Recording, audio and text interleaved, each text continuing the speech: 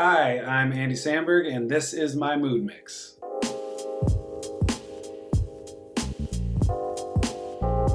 A song that reminds me of my childhood, probably Eat It by Weird Al. I had it on 45. I think it might have been my first 45. 45s are a record, vinyl. And, we were obsessed, obviously, with Beat It as a family. I have two older sisters, and we would dance to that. And when I learned about Eat It and Weird Al, I lost my mind because I was already predestined to be in comedy, and I wore that record out. And he would do such a good replication that we would end up dancing to that also. But yeah, that's a good memory. Song I sing in the shower. Man. For a while, I would sing All of the Lights in the shower a lot. I don't care to admit that because I didn't do it well. But I would do that. Maybe like Bohemian Rhapsody, Queen. I would sing that in the shower too. Just anything where like it feels huge and you want to use those acoustics in your favor and allow that to soften all of the imperfections in your voice. All of those flat notes become a lot nicer with a loud splattering shower and an echo splashing back for you. Song that makes me laugh. Well, there's so many, but the one that popped into my mind was a song called Double Team by Tenacious D, which is Jack Black and Kyle Gass's band. They're also a comedy act. And I first heard that song watching the Tenacious D show when I was in college, and I remember it really blowing my mind that it could sound so good and also be so filthy and funny and like immature. In a lot of ways, that show and Tenacious D in general was really huge inspiration for The Lonely Island. Like we kind of had a different jumping off point of musical references, obviously, and none of us can sing like Jack or play guitar like those guys, but we knew a lot about R&B and rap music, so we kind of just did our take. But yeah, Double Team is the one that first really hooked me. Song that I sing to my daughter. Well, I sing a lot of songs to my daughter that I just make up, and then she, also makes stuff up, and we kind of laugh because it's not good. For a while, when she was really a baby, I would sing this old standard called Moonshiner. The version that I know the best is by Bob Dylan, which lyrically is not really super appropriate for a child, but it's a really beautiful melody, and for some reason I could do it in a way that was soothing to her and didn't sound terrible. So that's probably the one I've sung to her the most so far. Go-to karaoke song. I don't do a lot of karaoke.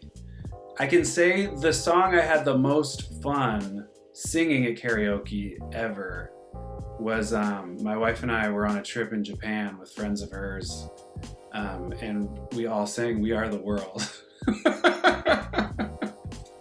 It was fantastic.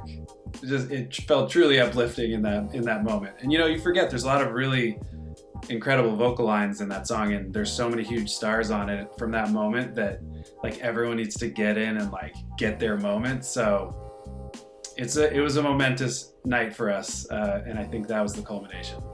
A song from a movie that. Can you guys hear how loud that is? Oh yeah, now I can. Yeah. Oh yeah, I just started hearing it, but I didn't hear it before. So many planes and choppers. Oh my gosh. Today my house started shaking, and I looked out the window, and it was like those military planes with like the double whirlybirds on them that you only see in Bond movies. Yeah, what the heck? I'm like, oh. Song from a movie I've been in. Well, I guess I would be remiss if I didn't say one from Popstar, since that's one that we wrote, and we wrote all the songs. Maybe Incredible Thoughts, which is a song me and my friends Akiva and Yorma are on with Michael Bolton.